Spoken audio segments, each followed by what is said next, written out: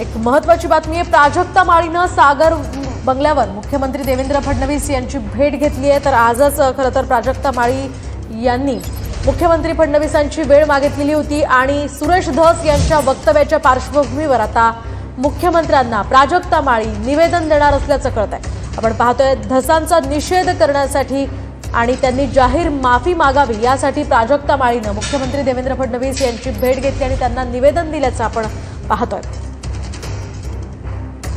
सुरेश धस यांनी प्राजक्ता माळी यांचं जाहीर माध्यमांसमोर नाव घेतलेलं होतं आणि त्या प्रकरणामध्ये कालच प्राजक्ता माळीनं पत्रकार परिषद सुद्धा घेतली।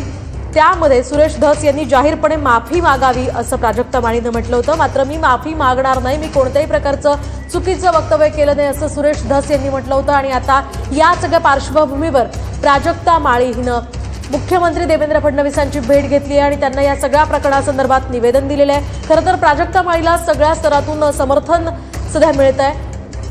अधिकची माहिती या संदर्भात जाणून घेऊयात आमचे प्रतिनिधी गिरीश गायकवाड यांच्याकडून। गिरीश, काय सांगाल? प्राजक्ता माळीनं फडणवीसांची भेट घेतल्याचं कळत आहे। नक्कीच आताची सगळ्यात मोठी राजकीय घडामोड म्हणावी लागेल, कारण सुरेश धस यांनी ज्या पद्धतीचे आरोप केलेले, वक्तव्य केलेलं, यानंतर प्राजक्ता माळी यांनी उद्विग्न अवस्थेमध्ये आपली व्यथा जी आहे ती पत्रकार परिषदेतून मांडली होती आणि यानंतर त्यांनी सांगितलं सुद्धा होता की मुख्यमंत्र्यांची त्यांनी वेळ मागितलेली आहे। आज त्यांना मुख्यमंत्र्यांनी वेळ दिली आणि आपण पाहतोय की अवघ्या काही वेळापूर्वी नुकताच प्राजक्ता माळी सागर बंगल्यावरती दाखल झाला। त्यांनी मुख्यमंत्र्यांची जवळपास 15 ते 20 मिनिटं या संदर्भात चर्चा केलेली आहे आणि मुख्यमंत्र्यांकडून देखील त्यांना तशाच पद्धतीचं आश्वासन दिलं गेलेलं आहे। महिलांचा अपमान महायुती सहन करणार नाही अशा पद्धतीचं एक वचन व आश्वासन जे आहे ते सुद्धा प्राजक्ता माळी यांना दिलं गेलेलं आहे आणि त्यासोबतच हवी ती मदत महायुतीकडून केली जाईल आणि कुठेही कुणाच्याही इमेजला गालबट्टा लागू देणार नाही असं सुद्धा मुख्यमंत्री देवेंद्र फडणवीस यांनी म्हटलेलं आहे। सकारात्मक ही चर्चा झालेली आहे। जवळपास 15 ते 20 मिनिटं ही चर्चा देवेंद्र फडणवीस यांच्यासोबत झाली आणि आपली एक व्यथा जी आहे